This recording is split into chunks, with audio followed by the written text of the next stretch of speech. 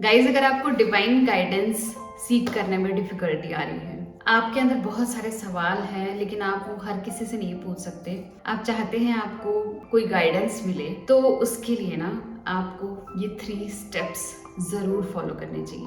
Hi guys, welcome to my channel healing process. मेरा नाम है सुमन। अपने इस चैनल पर मैं एनर्जी से रिलेटेड, रिलेशनशिप से रिलेटेड और इन वर्क प्रैक्टिस से रिलेटेड कंटेंट शेयर करती हूँ। गाइस, आज का वीडियो है डिवाइन गाइडेंस कैसे सीख करें और मेरे 3 स्टेप्स।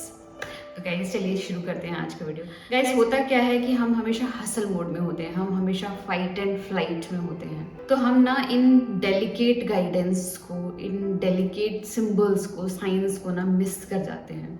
अगर हम चाहते हैं कि हम इन साइंस को, इन सिंबल्स को मिस ना करें ना, तो हमें इस प्रेजेंट मोमेंट में आना पड़ेगा, अवेयरनेस को रखना पड़ेगा। तो ऐसे ही कुछ आइडियाज मैं इस वीडियो में लेके आई हूँ। पहला है जो कि बहुत इम्पोर्टेंट है, वो है स्लो डाउन।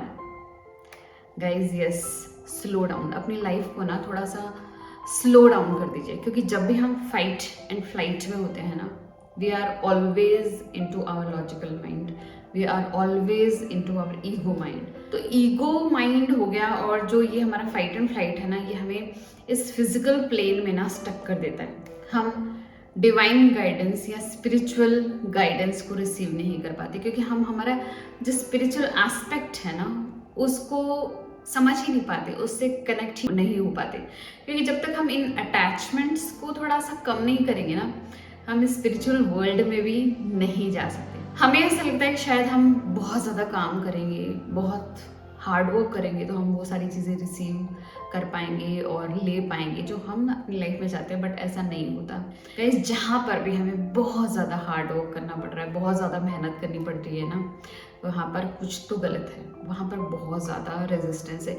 इधर we do not have skills और रिसोर्सेज, हमें इतनी नॉलेज नहीं है, तब हमें इतना रेजिस्टेंस हो रहा है, तब हमें इतना ज़्यादा हार्ड वर्क करना पड़ रहा है, या फिर हम वो काम कर रहे हैं जो हमारे लिए नहीं बना, या फिर हम वो काम कर रहे हैं जिसके प्रति हम पैशनेट नहीं हैं। फॉर एग्जाम्पल, आपको जैसे पता है कि मैं एक गवर्नमेंट एम्प्लॉय हूँ, तो मैं वहाँ पर भी वर्क कर रही हूँ। तो जब मैं वहाँ का काम कर रही होती हूँ ना, ऑल्दो मैं अपने मन से कर रही होती हूँ वहाँ का काम, लेकिन ना उसमें मुझे ना थोड़ा सा एफर्ट लगाना पड़ता है एक्स्ट्रा। मतलब अगर मैं काम कर रही हूँ तो मुझे ऐसा लगता है कि it's hard work for me, और मैं at the end of the day exhaust हो जाती हूँ। लेकिन वहीं घर पे आकर मैं अपने क्लाइंट्स लेती हूँ, अपने क्लाइंट से बात करती हूँ और अपने कोर्स पर वर्क करती हूँ एंड अपने ओवरफ्लो से आपके लिए वीडियो क्रिएट करती हूँ ना, तो ये चीज़ें बहुत फ्लो में आती हैं। मुझे ये चीज़ें काम लगती नहीं हैं, जबकि मैं ये अपनी घर की लाइफ में बिना इन चीज़ों को कर पाती हूँ बहुत आसानी से। तो बस हमें यही नोटिस करना है कि कहीं हम वो चीज़ें तो नहीं कर रहे जो कि हमें दिल से नहीं पसंद। और जो चीज़ें दिल से नहीं पसंद होगी ना, वहाँ पे ज़रूर रेजिस्टेंस होगा, और वहाँ पर हमें बहुत ज़्यादा मेहनत करनी पड़ेगी। तो कई चीज़ों के बारे में हमें थोड़ा सा डीपर सोचना पड़ेगा। गाइज, एक बात और भी है, जितना हम फाइट एंड फ्लाइट में होते हैं ना, उतना ज़्यादा हम हमारे सर्वाइवल के बारे में सोचते हैं, ना कि इस वर्ल्ड में थ्राइव करने का सोचते हैं। तो हमें सर्वाइवल मोड में नहीं जाना है, हमें इस लाइफ को ना थ्राइव करना है। तो पहली जो टिप है ना, वो आपके लिए यही है कि डिसीजन फटीग को, जितने भी डिसीजन फटीग हैं आपकी लाइफ में, उनको हटा देना है। जहाँ पर आपको बहुत ज़्यादा सोचना पड़ता है, डिसीजन मेकिंग करनी पड़ती है। गाइस, हमें नहीं पता हम दिन में ना कितनी बार डिसीजन लेते हैं, छोटे से लेकर बड़े डिसीजन तक, कि आज ये पहने नहीं पहने, वहाँ जाएं नहीं जाएं, ये बनाएं नहीं बनाएं, ये करें नहीं करें। तो अगर पॉसिबल होना तो अपनी लाइफ में ना चीज़ों को थोड़ा सा ऑटोमेट कर दीजिए, ताकि आपको बहुत ज़्यादा एफर्ट ना लगाना पड़े। फॉर एग्जाम्पल, अगर आप ऑफिस जाते हैं एवरी सिंगल डे, तो आपने 4 या 5 जोड़ी ही कपड़े रखिए अपने वार्डरोब में, जो आपके सामने रहें, एकदम आपके फिट साइज के, आपके फेवरेट, जिसमें कलर एंड एवरीथिंग जो है ना आपको पसंद है, उन्हीं पीसेस को रखिए, ताकि आप सुबह उठें और आपको ये ना सोचना पड़े कि आज ये पहनूं या ये पहनूं। क्योंकि अगर सारे ही पीसेस क्लासिक होंगे जो आपको पसंद है, तो आपको ये नहीं सोचना पड़ेगा कि आज ये पहनना है कि नहीं पहनना है। तो इस तरीके से ना छोटे से लेकर बड़ी चीज़ों तक आपको कुछ ऑटोमेशन करने पड़ेंगे, उसमें आपको डिसीजन फटीग हटाना पड़ेगा। कुछ चीज़ों को ना सेम कर दीजिए ताकि आपको बार बार उन चीज़ों के बारे में सोचना ना पड़े। नेक्स्ट थिंग इज कि डेलीगेट योर टास्क। अपने कामों को ना थोड़ा सा डेलीगेट करना शुरू कर दीजिए। There is no shame in taking help from anyone. अगर किसी को कोई काम पसंद है तो उसको वो काम दे दीजिए, और जो काम आपको पसंद है आप उनका जो नापसंद वाला काम खुद ले लीजिए। इस तरीके से एक्सचेंज कर लीजिए, बट टेक हेल्प, ताकि हमें सारा काम ना करना पड़े, ताकि हमें हसल मोड में ना आना पड़े, ताकि हमें फाइट एंड फ्लाइट मोड में ना रहना पड़े। हायर हेल्प, अगर हो सके तो अपने पास कोई हेल्प को हायर कर लीजिए। गाइज मेरे पास बहुत सारा काम था, मेरे हस्बैंड के पास बहुत सारा काम था, घर का बहुत सारा काम होता, क्योंकि हम दोनों ही वर्किंग हैं and we are the family of 6। तो हमें बहुत सारी नीड्स होती हैं अलग अलग, बहुत सारी रिक्वायरमेंट्स होती हैं जो डेली बेसिस पे ना हमें होती ही हैं। तो मेरे हस्बैंड ने ना लास्ट ईयर दिसंबर में अपने ऑफिस में, मेरे हस्बैंड अपना ऑफिस रन करते हैं, हमारे घर के ऊपर उनका ऑफिस है, कंस्ट्रक्टेड है, तो वहीं से रन करते हैं, यहीं उनकी एम्प्लॉयज़ होते हैं और ये लोग टीम वर्क करते हैं यहाँ पर। तो उन्होंने जब एक ऑफिस बॉय को रख लिया ना, तो उनको कहा था कि हमें नीचे मतलब घर पर भी कुछ काम होंगे जो हम आपको दे सकते हैं। एंड यू नो व्हाट, उनके आने से ना मतलब इतना ईज आ गया हमारी लाइफ में कि वो हमें ग्रोसरी भी ला देते हैं, कुछ मेडिसिन अगर रिक्वायर्ड हो, कुछ अचानक अर्जेंट काम होता है, इवन बच्चों को भी स्कूल से लाना होता है ना, वो खुशी खुशी कर देते हैं। उनको काम करना बहुत ज़्यादा पसंद है।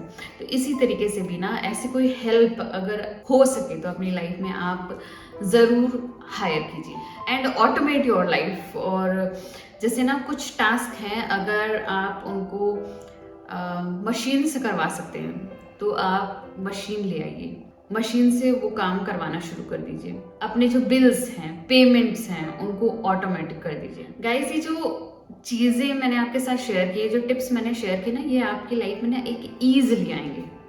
ये जो ईज है ना, आपको सर्वाइवल मोड में जाने से बचा लेगा। एंड जितना ज़्यादा आप फिजिकल वर्ल्ड में इस सर्वाइवल से, इस फाइट एंड फ्लाइट से दूर हो जाएंगे ना, उतना ज़्यादा आप अपने इस स्पिरिचुअल एस्पेक्ट को और डीपर लेवल पर अंडरस्टैंड कर पाएंगे। क्योंकि फिजिकल लेवल पर हर चीज़ बहुत ज़्यादा हार्डशिप है, हार्ड वर्क है, लेकिन स्पिरिचुअल लेवल पर हर चीज़ बहुत ईज में आती है। तो आप यहाँ पर ईज ला करना, आप स्पिरिचुअल लेवल को थोड़ा सा अपग्रेड कर सकते हैं, आप इमोशनली और ज़्यादा स्टेबल हो सकते हैं, आपका नर्वस सिस्टम रेगुलेट होने लग जाएगा। क्योंकि जितना ज़्यादा आप इस सर्वाइवल मोड से बाहर चले जाएंगे ना, फाइट एंड फ्लाइट से बाहर चले जाएंगे, उतना ज़्यादा आपका नर्वस सिस्टम जो है रेगुलेट होने लग जाएगा।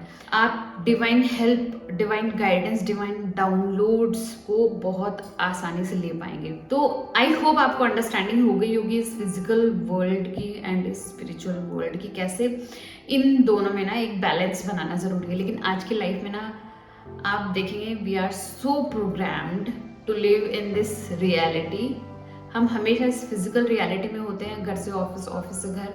बच्चों का भी यही हाल है, घर से स्कूल, स्कूल से घर आके फिर टीवी देखेंगे, फिर सो जाएंगे, नेक्स्ट डे स्कूल चले जाएंगे। कोई एंथुजियाज्म नहीं है, कुछ भी नयापन नहीं है, कोई भी इंटरेस्ट नहीं है नई चीज़ को अपनी लाइफ में इंक्लूड करने के लिए। जब तक हम हमारी लाइफ में नया कुछ लाएंगे नहीं, हम खुद को अप लेवल कैसे करेंगे, अपग्रेड कैसे करेंगे, हम नए एक्सपीरियंसेस नहीं लेंगे तो हम लर्न कैसे करेंगे, हम असेंड कैसे करेंगे।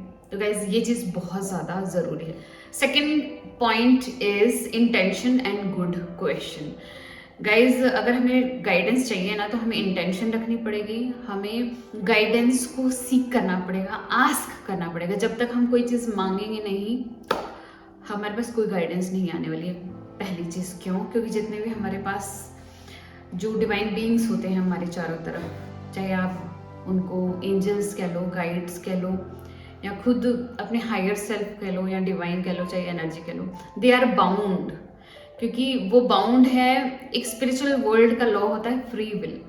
जब तक हमारी फ्री विल नहीं होगी ना कि हम उनको बुलाना चाहें, तब तक वो नहीं आ सकते, क्योंकि वो हमारे इस फ्री विल को ब्रेक नहीं कर सकते। चाहे हम कितना ही रो रहे होंगे, चाहे हम कितना ही परेशान होंगे, लेकिन वो बीइंग्स, वो एनर्जी हमारी हेल्प नहीं कर सकती until unless we allow them. So every single day जो भी आपको डाउट्स है, जो भी आपको क्वेश्चंस है ना, उसकी इंटेंशन रखनी चाहिए। चाहे आप उसको लिख लीजिए, चाहे उसको बोल लीजिए, चाहे आपको मन में बोल लीजिए, चाहे सोने से पहले बोल लीजिए, उस सवाल को उस डिवाइन के नाम से या फिर एनर्जी के नाम से बोलिए कि मुझे यहाँ पर गाइडेंस चाहिए। And use straight questions, one liner questions use कीजिए, स्पेशली येस और नो के क्वेश्चन। अगर आप अभी स्टार्ट कर रहे हैं तो गाइडेंस को सीख करना, क्योंकि it will be easy for you to interpret. Else अगर आप बहुत बड़े क्वेश्चन पूछेंगे, बहुत कंफ्यूजिंग क्वेश्चन पूछेंगे, आपको आंसर तो मिलेंगे, लेकिन मे बी ऐसा हो सकता है कि आप उन आंसर्स को ना इंटरप्रेट नहीं कर पाओ।